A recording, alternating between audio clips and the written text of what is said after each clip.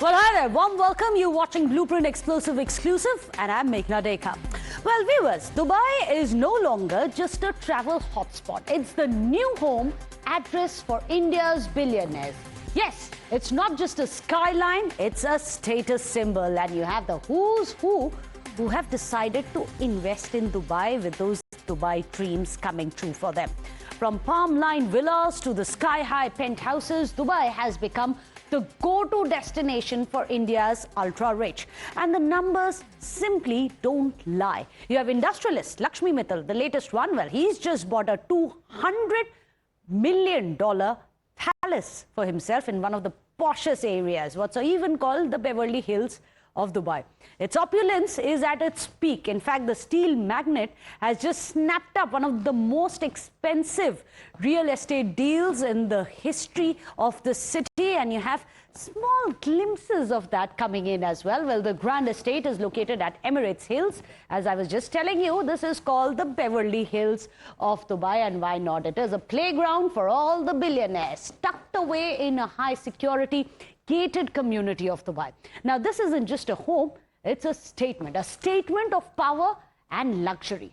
From gold leaf detailing to Italian marble finishes, this palatial property that you can catch glimpses of behind me has a private beach as well, a stunning infinity pool and lavish interiors that scream nothing short of royalty and class. But Dubai isn't just a destination. It is the new address of India's elite. In fact, Shah Rukh Khan, he owns one of the iconic Jannat Villa on Palm Jumeirah as well. His personal paradise overlooking the Arabian Gulf, as you can see, and there are several others as well. Let's take you through the list. You have Shilpa Shetty, Raj Kundra, all of them also own luxurious villas at the Palm. In fact, it comes complete with a private beach access and elite design. You also, of course, have Abhishek and Aishwarya Rai Bachchan. They have a sprawling estate at the Jumeirah Golf Estate as well. This is surrounded by green serenity and unmatched privacy. Of course, superstar Salman Khan, he too has secured his own place with an apartment in Address downtown, offering unbeatable views of the Burj Khalifa. And joining them is none other than, of course, Mukesh Ambani, whose beachfront villa at Palm Jumeirah is reportedly purchased for Anant Ambani, a stuff of billionaire dreams. Well, there is, however, a silent migration, and that's the larger thing that we are looking at, the silent migration which is happening not for work, not for survival, but for wealth, for luxury and freedom. Well, India's ultra-rich have been flocking to Dubai. The question is, why?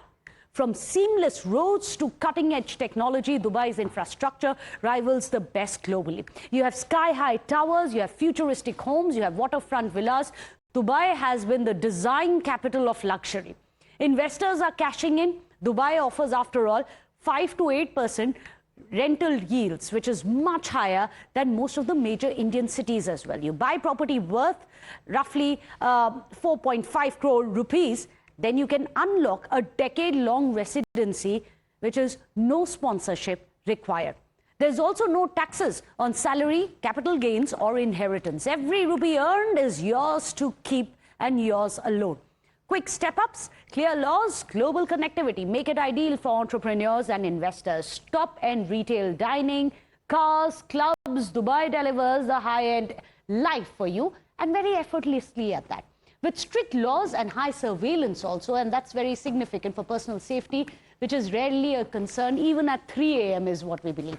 But it's not just the lifestyle. Dubai, after all, offers a golden visa, a tax-free life, making it one of the most attractive places to call home. In fact, look at this. You have a validity of 10 years. You can renew that as well. This is the golden visa we are talking about. No local sponsorship is required for employment or for residence. Full business ownership for entrepreneurs is being offered. Can also sponsor family members, be it your spouses, your kids, and even parents. There are multiple entries during application process which are being allowed, long-term security to live and work, no personal income tax, and also access to the top-tier healthcare and education. So Dubai's ultra-luxury property market is on fire, and the numbers prove it. In fact, in 2024, the city has recorded a staggering 435 home sales, which have been priced at $10 million and above. This is just the cap. 10 million, but above that. Reaffirming that it is the spot for the world's hottest real estate hubs. Now, in 2025 already, it has shattered all records. It's just the first quarter. 111 homes have been sold for $10 million or more already.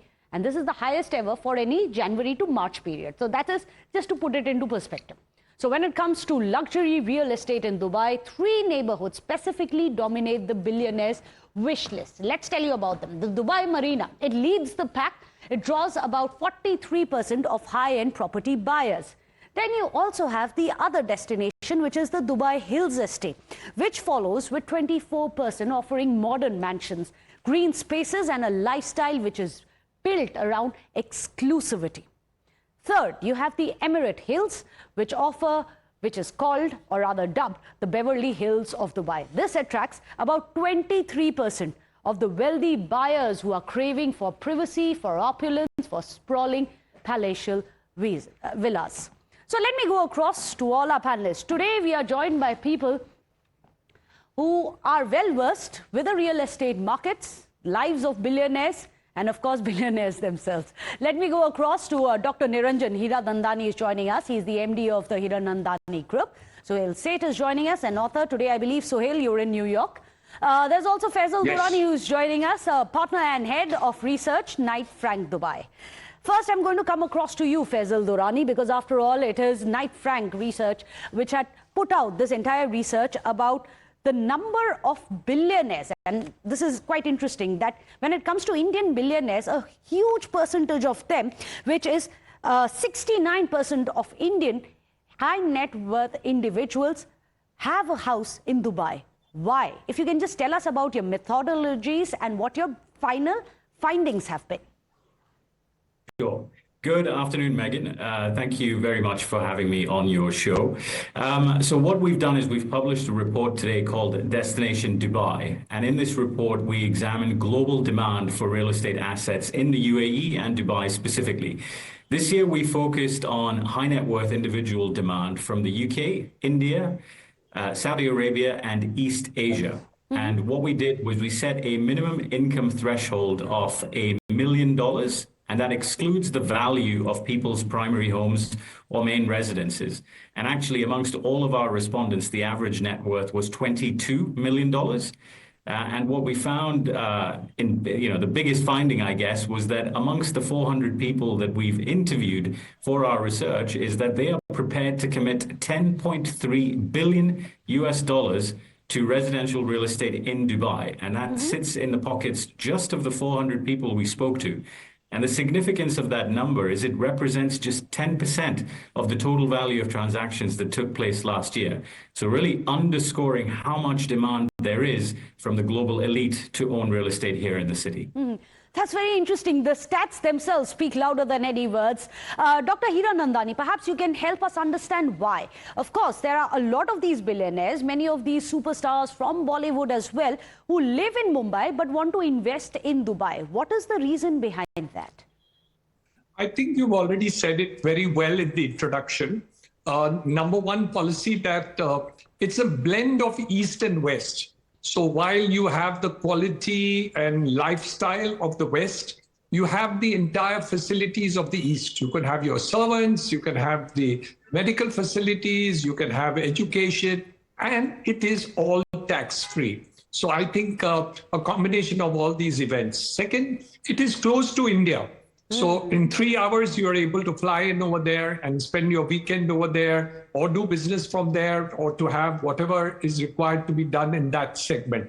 So I think that's the second part of it. The third part of it is the fact that over a period of time, the quality of life in Dubai has continued to improve.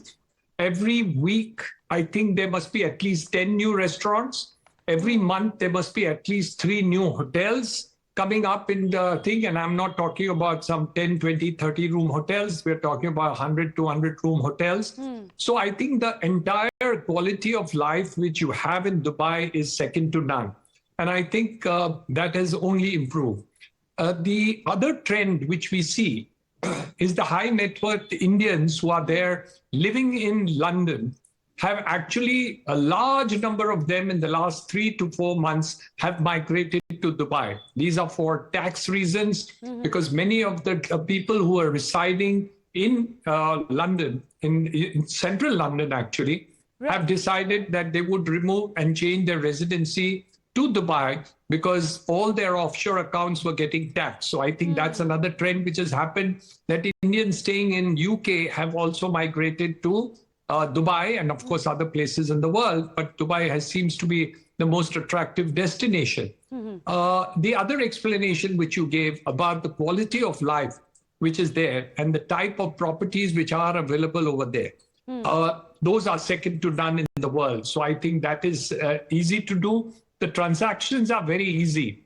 You don't have to go through a very long-winded list of methodology to follow for the purposes of this. I think all this put together has done it. Children also have good education that is available today in Dubai. And of course, the business of business continues to be center of gravity of this part of the world, connecting to any part of the world directly. So you can fly to any part of the world directly from Dubai or Abu Dhabi. So I think those are the factors which have really made a world of a difference in terms of attractiveness of Dubai to come to that destination. One quick question, Mr. Hiranandani. Is Dubai most lucrative when it comes to shifting to Dubai? Or is it the rental aspect? A lot of people are still living in Mumbai, for example, from India as well, but they draw rental income from there. Oh, so that is an investment aspect of it. I was first talking about the people who have shifted to live there. The second aspect of it is the fact that people are investing into properties as an investment attitude. So yes, the returns are between 6 and 8%, and they are long-term returns. So I think, and over a period of years, this has grown. So the volume of turnover, the number of our properties available, newer properties being available, I think all that has added to the attractiveness of Dubai acting as an investment opportunity. So that's the second part of it, actually. So both these aspects of it seem to be attractive to Indians for the purposes, and the government, of course, Government of India, in terms of policy, permits you to put, I think, $250,000 to be able to shift to any country into the world for the purposes of investment into properties or any other things per year. So these aspects of it, the liberal part of transfer, which is done by Government of India in terms of capital transfers for individuals, is also there. So that also is assisting people to invest into foreign capital assets like Dubai, which is the most attractive. And there is one aspect of it which I think nobody talks about, and that is safety and security. London is no more a safe destination to live. I think you cannot even wear an expensive watch or a gold chain if you're walking in Hyde Park. I can't understand why it is so unsafe. I thought London should be one of the safest countries in the world. But I think Dubai beats it all. So from a safety and security point of view, you can wear all the jewelry in the world and walk at 3 o'clock in the morning and not be afraid of anybody touching you whatsoever. And that's a very, very relevant point that you're making. The super rich, the uber rich, of course, we are talking about Lakshmi Mittal, who's the latest one. And Sohail, I'm going to come across to you.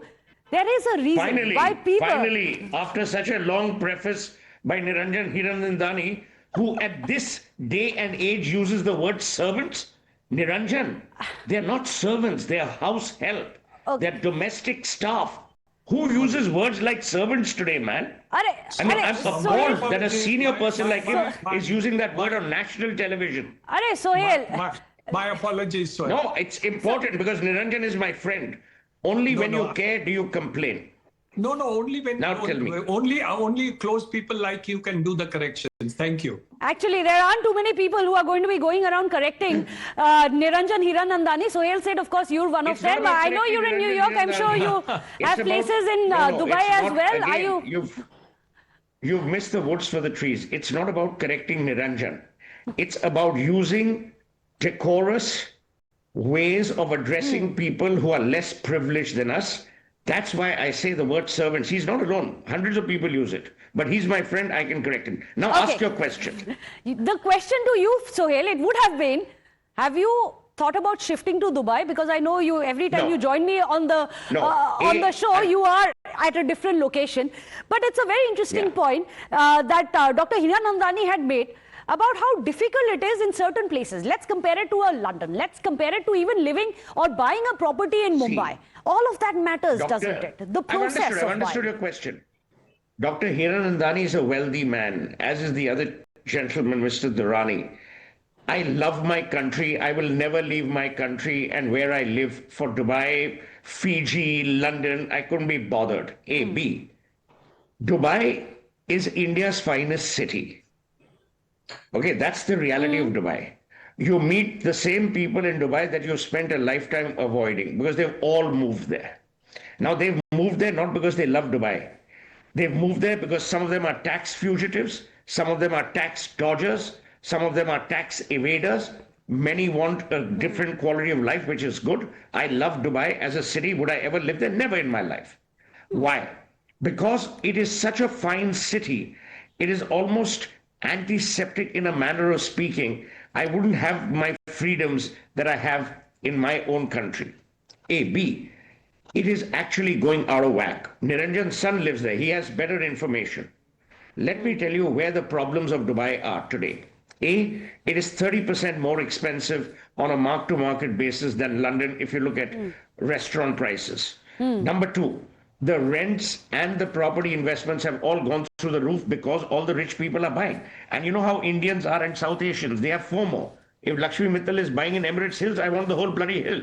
So that's how it works. Law and order is brilliant, and only one man must be credited with a vision that he had is Sheikh Mohammed. What they have done to Dubai is unreal and unbelievable. So I find a lot of happy people, a lot of professionals, a lot of expats. But the ones you're referring to, about 10 million homes, 300 million homes, those are for the super elite. Absolutely. Who are exchanging their Kensington Gardens homes for Dubai's Emirates Hills. If you go to Emirates Hills, you will hear more of Lata Mangeshkar than Andrea Bocelli. That tells you about how Indianized Dubai has become. Well, that's very interesting. Indianized Dubai, of course, 69% of the HNIs who are Desis want to go and invest or live in Dubai. Well, it's been a pleasure to have all three of you. Very, very candid, covert kind of a conversation that we have had. No, of course, no punches have been pulled in this either. Thank you so much. Professor, in fact, Dr. Niranjan Hiranandani, Sohail Seth, as well as Faisal Durrani for joining us here on the show. All three of you appreciate it for joining us from all three different time zones as well. Without a short break, don't go anywhere.